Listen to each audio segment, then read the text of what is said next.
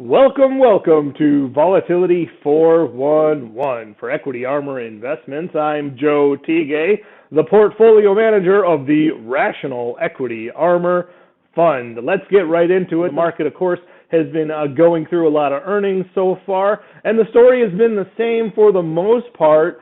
We got really high PE ratios, which means that the market's saying this is a show me earnings season, put up or shut up. Let's see the goods, and it's been really difficult for companies to have a blowout quarter to really get rewarded. That's really why we're seeing the market start to consolidate here. Again, we've had a tremendous run off of the low March pandemic, and we've priced in these high ratios, and there's two ways to correct when the market is too high. One would be a sell-off, and the other would be time, just waiting for these moving averages to catch up with itself.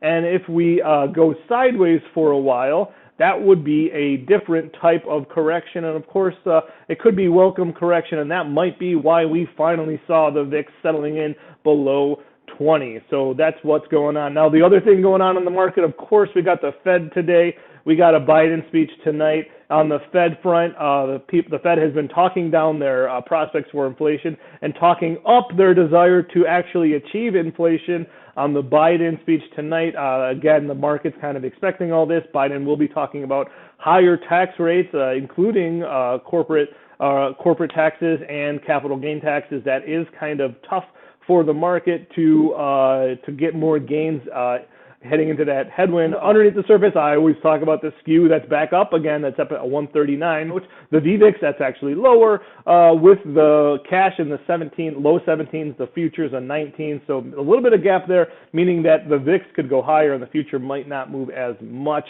So that might be why the VIX is lower. Anybody's guess. That's just one way to look at it. For Equity Armor Investments, I'm Joe Tigay.